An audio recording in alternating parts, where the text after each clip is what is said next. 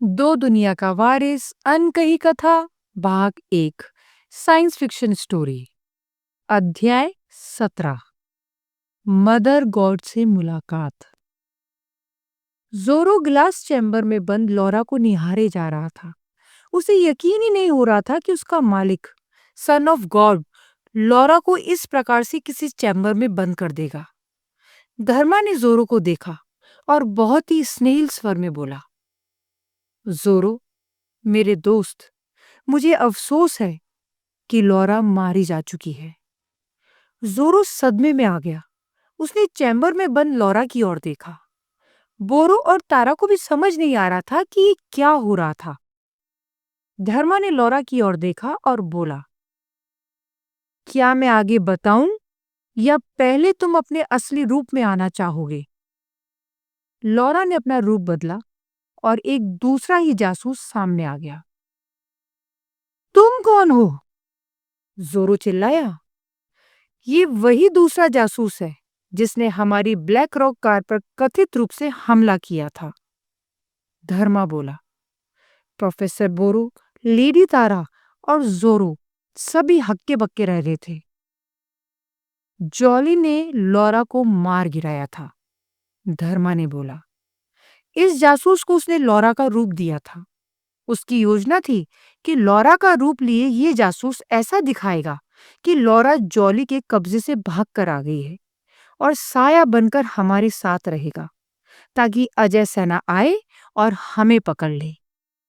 कुछ समझ नहीं आ रहा, प्रोफेसर बोरो ने कहा। जॉली को जब पता चला लॉरा भेदी है, तब उसने ये प्लान बनाया। उसने दूसरे जासूस को लॉरा बना दिया। उसने इस दूसरे जासूस को थोड़ा घायल किया ताकि वास्तव में लगे कि लॉरा बड़ी मुश्किल से भागी है। परंतु हम लोग वहां पहुंच गए। जॉली और इस जासूस को और कुछ करने का हमने मौका ही नहीं दिया। जोरो ने इस जासूस को अपनी गोदी में ले लिया और अंत तक उसके साथ ही रहा। इसलिए ये जासूस बेहोशी का नाटक करता रहा।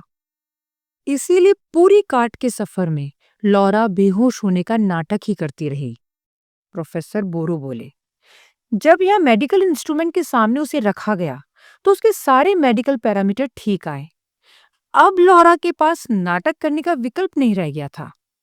अब उसे उठना ही होगा, और उठ गई तो कुछ बताना भी पड़ेगा ताकि लगे कि वो वास्तव में हमारी लॉरा है। इसीलिए उसने ये बात बता दी कि अजय सेना आ रही है, और लॉरा ने ये संदेश भी भेज दिया कि हम मेजॉल में ही रहेंगे और जनक 290 खाली है, धर्मा ने कहा। प्रोफेसर बोरो, लेडी तारा और जोरो के होश गुम हो गए। धर्मा को ये सब कैसे पता चल गया जो उनको नहीं पता लग पाया? धर्मा, तुमने लॉरा की सच्चाई कैसे पता लगा ली? हम में से तो किसी को लॉरा पर शक नहीं हुआ था, प्रोफेसर बोरो ने शंकित स्वर में पूछा। उनको कुछ तो गड़बड़ धर्मा में भी लग रही थी, क्योंकि मुझे लॉरा पर संदेह हुआ उसकी बॉडी लैंग्वेज देखकर, और मेरे मन की बात लॉरा ने पढ़ ली और उसके हाव भाव चेंज हो गए थे। मैं समझ गया कि लॉरा ने संदेश भेज दिया है। इसलिए मुझे लॉरा को पकड़ना होगा और आप लोगों को बताना कि हमें जनक 290 से भागना ही होगा, धर्मा ने कहा। परंतु तुमको कैसे पता कि लॉरा दूसरा जासूस है? हम सब ने भी देखा कि दूसरे जासूस ने हमारी ब्लैक रॉक कार पर हमला किया था, जिसको तुमने समझदारी से बचाया था, लेडी तारा बोली। मुझे तभी शक हो गया था। वो हमला दूसरे जासूस ने नहीं, इस जासूस के रोबोट असिस्टेंट ने किया होगा। याद है हम हमले से कैसे बचे थे? तुमने कहा था कि ब्लैक रॉक कार को जहां से फायर हुआ है वहां ले जाओ, और फिर बीच में ही कार को रिवर्स करके भाग लिए थे, लेडी तारा बोली। हाँ, मुझे इसीलिए शक हुआ क्योंकि ऐसे कच्चे प्लान में इतना प्रशिक्षित जासूस फंस गया। दूसरा, मुझे कुछ शक लॉरा को देखते ही हो गया था। यदि जॉली ने लॉरा को इतनी बुरी तरह टॉर्चर किया हुआ होता तो उसे 10 गेट पर ही क्यों छोड़ रखा था? ऐसा टॉर्चर तो अंदर किसी बंद कमरे में होना चाहिए था। और मेरा शक यकीन में बदल गया जब हम पर होने वाले हमले से हम इतनी आसानी से बचकर निकल गए? ये जासूस हमारे साथ ही था, तो कैसे इसका असिस्टेंट हमें मार सकता था? बोरो को समझ ही नहीं आ रहा था कि वो धर्मा की इज्जत करे या उससे डरे। बोरो ने कभी नहीं सोचा था कि धर्मा वास्तव में इतना स्मार्ट निकलेगा। इन सब बातों पर किसी ने ध्यान ही नहीं दिया था। सबको लगा लॉरा घायल थी और उन लोगों ने जासूसों को चकमा दे दिया था। धर्मा नोकोविक को तो हरा ही देगा, परंतु प्रोफेसर बोरो के मन में गंभीर डर बैठ गया था। बोरो को शक हुआ कि धर्मा ने ये सब पहले ही क्यों नहीं बता दिया। बोरो ने धर्मा का मन पढ़ा। इस बार वो पूरी तरह ब्लैंक था। बोरो का डर और भी ज्यादा बढ़ गया था। जोरो सदमे में था। उसने उस जासूस को बुरी तरह मारना पीटना शुरू कर दिया था। उस जासूस ने बताया कि धर्मा सच बोल रहा था। लॉरा मारी जा चुकी थी और उसने लॉरा का भेष बनाया ताकि वो उन लोगों को अजय सेना से पकड़वा सके।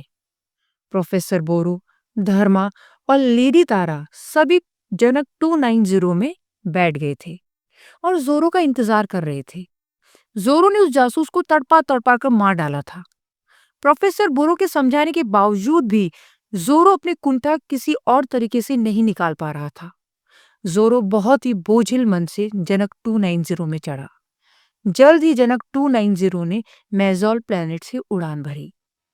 पिछली बार धर्मा को मालूम नहीं पड़ा था, परंतु इस बार उसने देखा कैसे जनक 290 धीरे धीरे प्लैनेट से उड़ान भरता था और जब वो अंतरिक्ष में पहुंच जाता था तो मियान ड्राइव चालू हो जाती थी, जिससे जनक 290 को प्रकाश गति से तेज उड़ने में मदद मिलती थी। ये मियान ड्राइव ही जनक 290 को प्रकाश गति से 7000 गुना स्पीड देती थी। धर्मा, अब तुम काफी कुछ जान चुके हो, इसलिए अब हिस्ट्री छोड़ते हैं और हथियार बनाते हैं, प्रोफेसर बोरो ने कहा। लेडी तारा कुछ कहना चाहती थी, परंतु रुक गई। जोरो अब तक सदमे में ही था। लॉरा की मौत ने उसे बहुत ज्यादा प्रभावित कर दिया था। ठीक है प्रोफेसर बोरो, बताइए क्या करना है। जनक 290 तेजी से अनंत आकाश में मेजोल प्लैनेट से दूर उड़ा जा रहा था। धर्मा ने मेजोल में कम ही समय बिताया था, परंतु उसको पूरी जोर और इरिट्रिया की स्टोरी मेजोल प्लैनेट पर ही सुनने को मिली थी। मेजोल से धर्मा का एक अलग कनेक्शन बन गया था। बोरो ने धर्मा को एक बहुत छोटे कमरे में बीम कर लिया। ये कमरा एक छोटी अंधेरी गुफा की तरह था। धर्मा ने जनक 290 में बहुत समय बिताया था, पर यह छोटा रूम उसने कभी नहीं देखा था। बोरो ने धर्मा का मन पढ़ लिया था। ये रूम जोरो के लिए खुला नहीं था, प्रोफेसर बोरो ने कहा। वो उन मॉड्यूल्स का प्रयोग नहीं कर सकता जिनकी अनुमति उसको नहीं थी। वो जनक 290 का अस्थायी और विशेष प्रयोजन के लिए ही नियंत्रक था। मैं जनक 290 का पूर्ण नियंत्रक हूं। अच्छा, समझ गया। तुम सामने बैठ जाओ। प्रोफेसर बोरो ने धर्मा को एक छोटे से स्टूल रूपी किसी चीज पर बैठने का इशारा किया। उस छोटे से कमरे में एक बहुत ही छोटा स्टूल रखा हुआ था। धर्मा उस पर जाकर बैठ गया। वो स्टूल अपने आप ही धर्मा के लिए जो आरामदायक हो ऐसे लाउंजर सोफे में परिवर्तित हो गया। प्रोफेसर बोरो ने कोई मेंटल कमांड दी और एक छोटा सा पेच नुमा कील उड़कर धर्मा के सर की तरफ आया और उस पेच ने अपने आप को एक हेलमेट में कन्वर्ट कर लिया।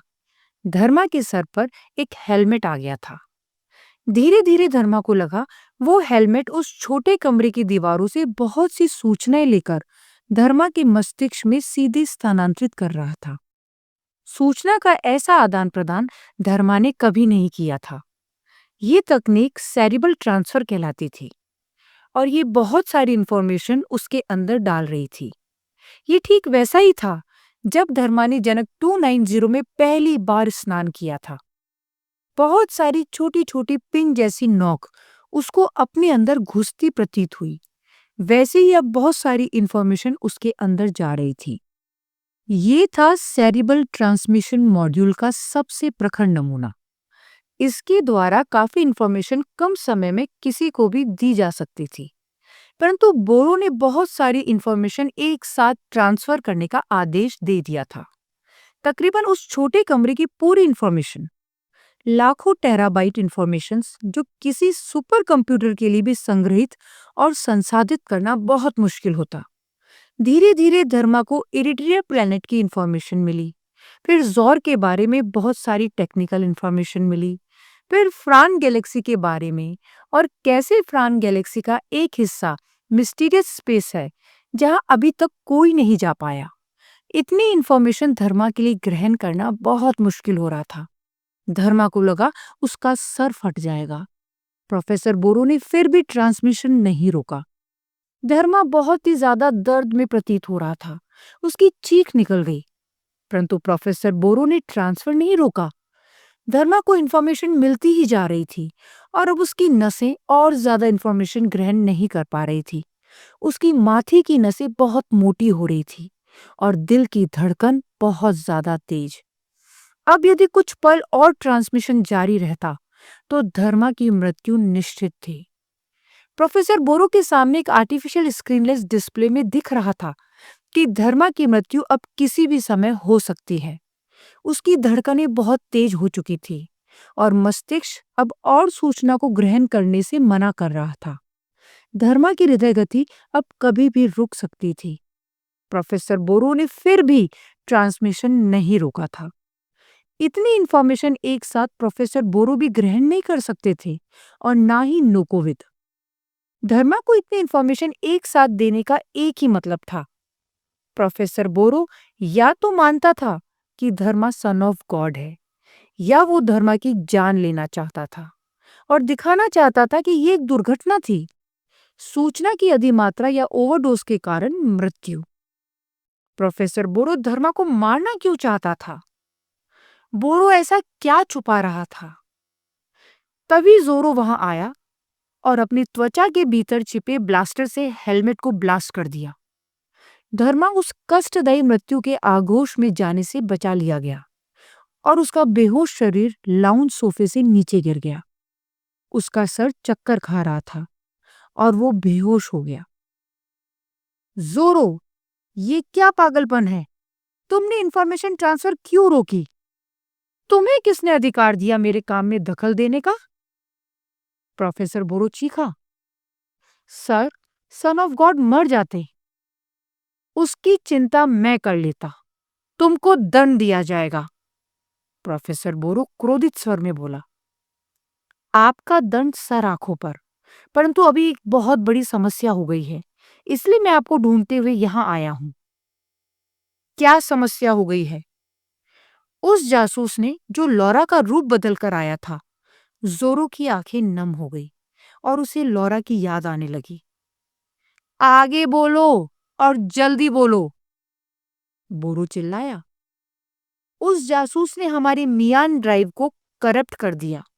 जनक 290 अब अंतरिक्ष में किसी अनजान स्थान पर रुक गया है और एक ही दूरी पर घूमे जा रहा है। क्या? ये कैसे संभव है?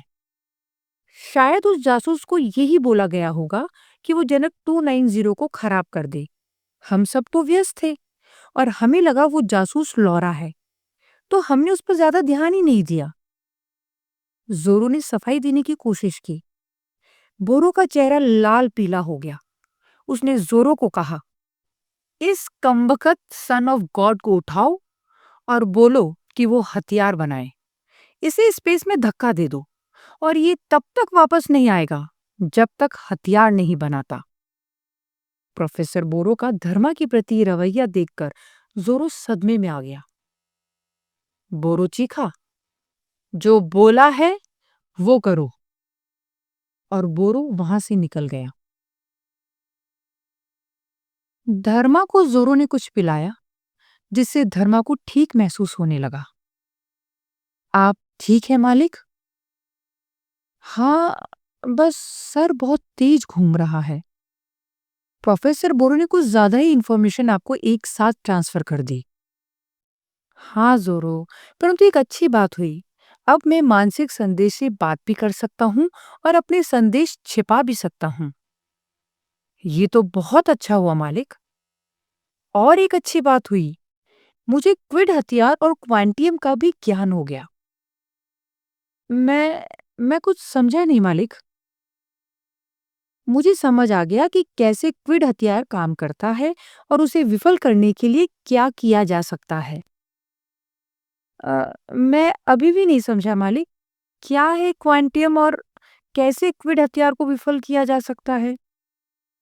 कोई बात नहीं।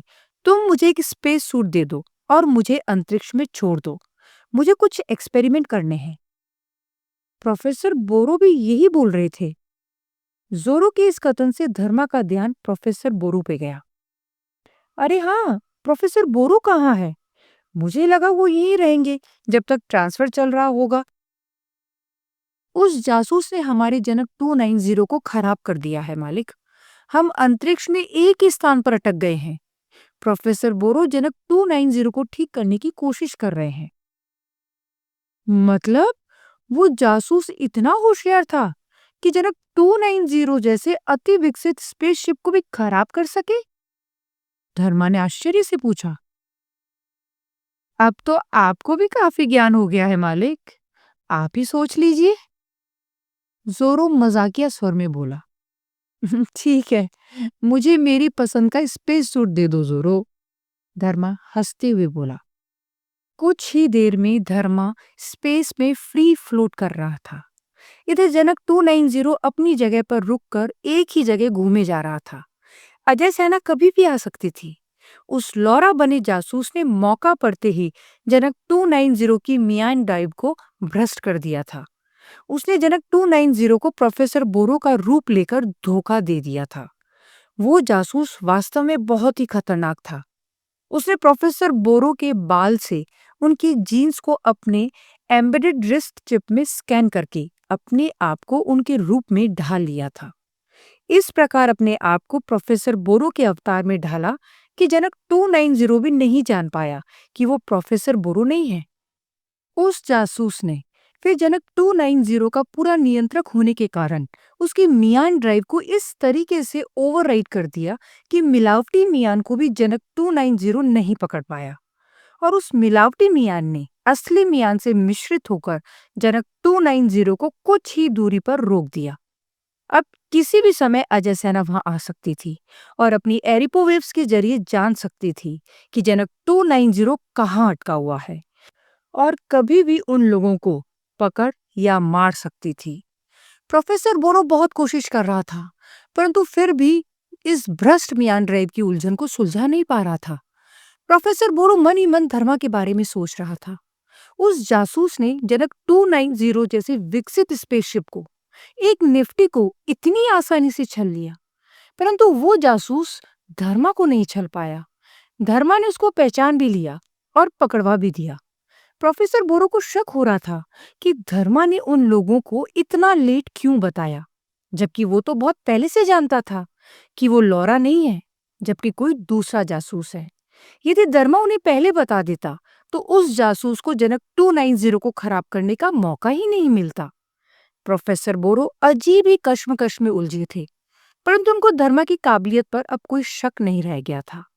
धर्मा नोकोविक को न सिर्फ टक्कर दे सकता है, वो उस क्रूर नोकोविक को हरा भी सकता था। परंतु अभी प्रोफेसर बोरो के सामने अपने आप को जिंदा बचा लेने की चिंता ज्यादा प्रखर थी। अजय सेना कभी भी आ सकती थी। प्रोफेसर बोरो कोशिश कर रहा था, तभी जनक 290 में एक घोषणा हुई। जो भी इस निफ्टी में है वो वहीं रहे। अजय सैनिक अंदर आ रहे हैं। प्रोफेसर बोरो, लेडी तारा और जोरो की सांसें अटक गई। उन्हें पता भी नहीं चला और अजय सैनिक वहां आ गए थे। इससे पहले कि कोई कुछ कर पाता, अजय सैनिक की टुकड़ी के कमांडर ने सब लोगों को गिरफ्तार कर लिया। उस कमांडर ने तुरंत डायस को संदेश भेजा। सर, प्रोफेसर बोरो और उसके साथी गिरफ्तार हो चुके हैं। हालांकि ये संदेश इरिट्रिया पहुंचने में कुछ समय लगेगा। प्रोफेसर बोरो, लेडी तारा और जोरो को उस कमांडर ने गिरफ्तार करके अपने निफ्टी में बीम कर लिया था और इरिट्रिया की तरफ निकल गया था। उस कमांडर को हालांकि जनक 290 के लॉग बुक से मालूम पड़ गया था कि वहां एक और व्यक्ति था, परंतु वो व्यक्ति कहाँ गया, कमांडर को मालूम ही नहीं पड़ा। कमांडर ने एरिपो वेव्स का जाल भी फेंका ताकि किसी भी व्यक्ति का जो आसपास के स्पेस में हो पता चल जाए, परंतु फिर भी उसे धर्मा का कोई ट्रेस नहीं मिला। धर्मा कहाँ चला गया था? धर्मा स्पेस में फ्री फ्लोट कर रहा था। उसके आसपास केवल अनंत आकाश था। धर्मा ने अपने अभी अभी हुए सेरिब्रल ट्रांसफर से मिली जानकारी के आधार पर आसपास के स्पेस में एक्सपेरिमेंट करने चालू कर दिए थे। धर्मा ने मानसिक संदेश दिया और उसके स्पेस सूट में से कुछ बिल्कुल ही छोटे आकार के कण निकले जो धीरे धीरे विशालकाय इंस्ट्रूमेंट्स में कन्वर्ट हो गए। इस स्पेस सूट में अनेकों पिकाबोट कण थे जो असलियत में बहुत सारे कॉम्प्लेक्स इंस्ट्रूमेंट थे। वो इंस्ट्रूमेंट्स अलग अलग एक्सपेरिमेंट कर रहे थे और धर्मा को सारी जानकारी प्रेषित कर रहे थे।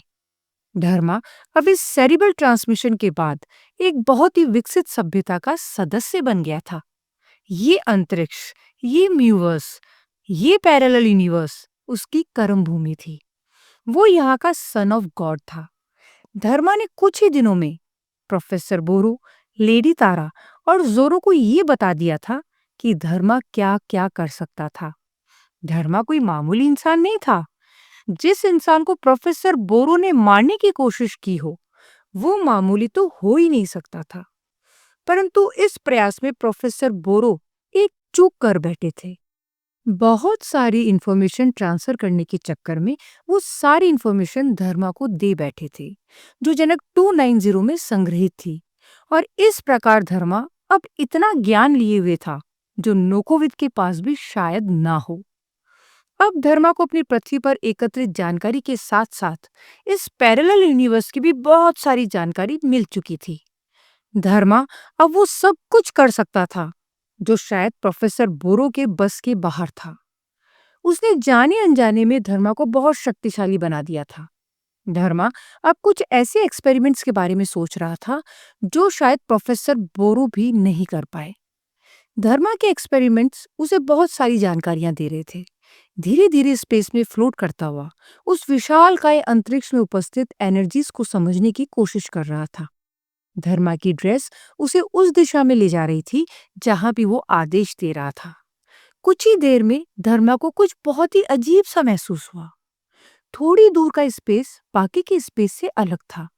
वहां एक अजीब सा अनदेखा भार था, जैसे कुछ बहुत ही भारी सामान रख दिया गया हो। उसको लगा कि स्पेस में उस तरफ अलग ही प्रकार का गुरुत्वाकर्षण है। धर्मा ने बहुत सारे सिग्नल उस तरफ भेजे, परंतु उसके किसी भी सिग्नल का कोई जवाब नहीं आ रहा था। यहाँ तक कि वो सिग्नल रिटर्न होकर भी नहीं आ रहे थे। ऐसा लग रहा था कि मानो कोई अनजान शक्ति उन सिग्नल्स को भी अपने यहाँ आने से रोक रही थी। धर्मा ने फिर भी बार बार उसी जगह सिग्नल भेजे। तभी अचानक धर्मा को लगा कि कोई चीज उसे अपनी ओर खींच रही थी।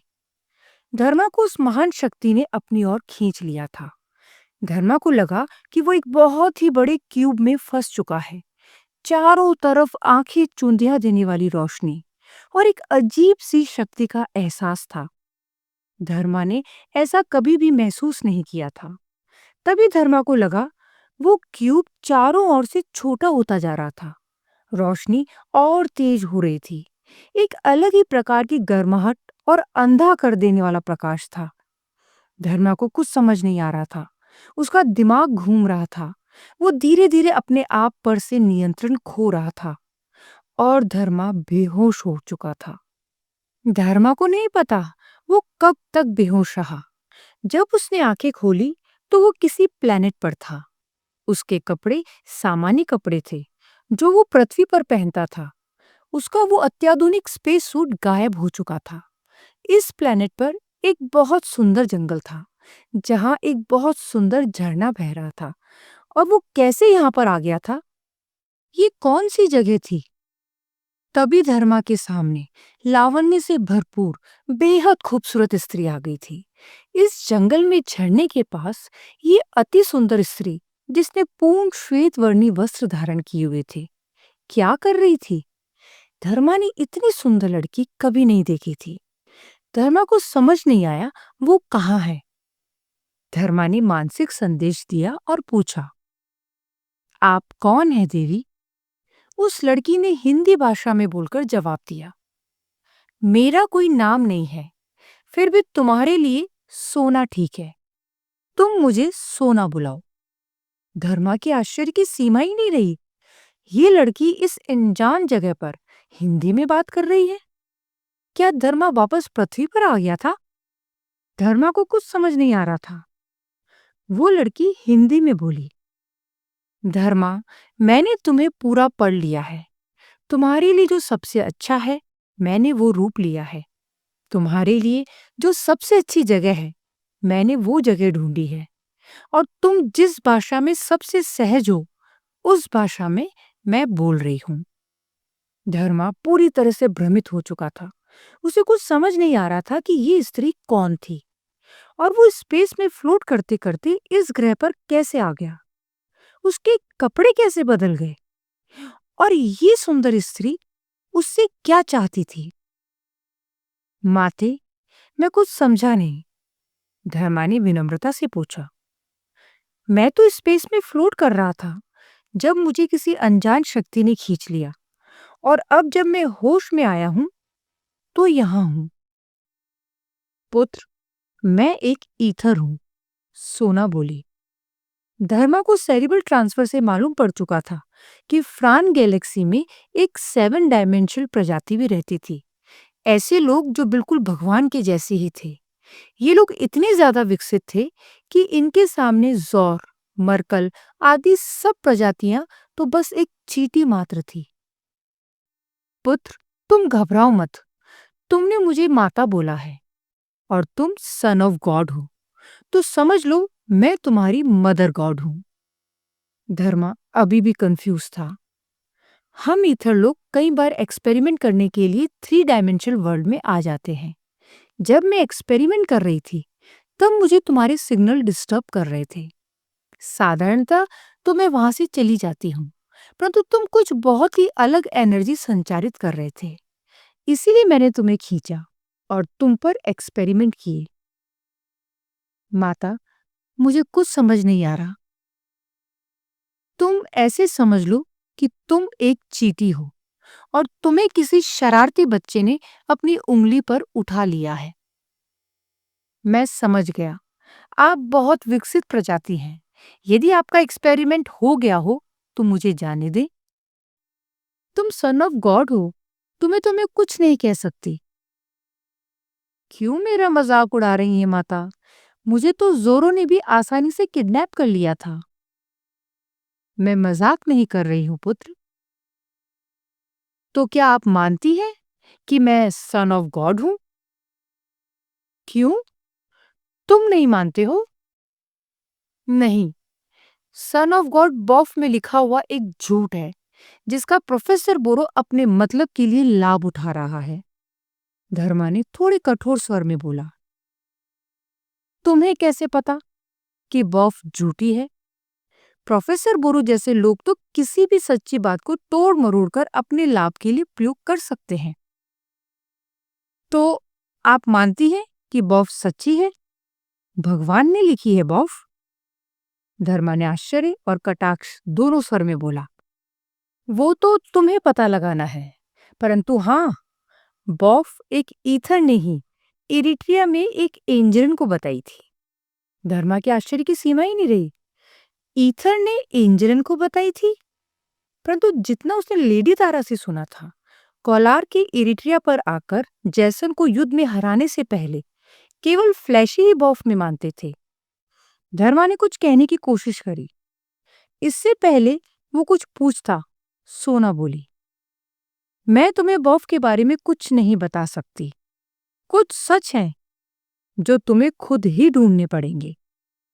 धर्मा थोड़ा शंकित हुआ। इससे पहले वो कुछ भी बोलता, सोना बोली, परंतु हाँ, मैंने तुम्हारा मन पढ़ लिया था कि तुम्हें नोकोविद की इरिट्रिया पर हमले की कहानी जाननी है। आपने कैसे पढ़ लिया? मुझे तो अब अपने मन की बात छुपानी आती है। वैसे भी ये बात तो मेरे अवचेतन मन में थी। धर्मा ने आश्चर्य से पूछा। तुम बहुत भोले हो धर्मा। मैं ईथर हूँ। मैं प्रोफेसर बोरो की तरह एक छोटी सी चींटी नहीं हूँ। सोना हंसी और बोली। धर्मा समझ गया, ईथर लोग बहुत विकसित थे। वो अवचेतन मन भी पढ़ सकते थे। क्योंकि तुमने मुझे माता बुलाया, जबकि मैंने एक बहुत सुंदर स्त्री का रूप लिया हुआ था, इसलिए खुश होकर मैं तुम्हें इरिट्रिया का दूसरा युद्ध दिखाती हूँ। दिखाती हूँ? मतलब? धर्मा ने थोड़ा आश्चर्य से पूछा। हाँ, मैं तुम्हें भूतकाल में ले जाऊंगी और तुम खुद देख लो क्या हुआ था।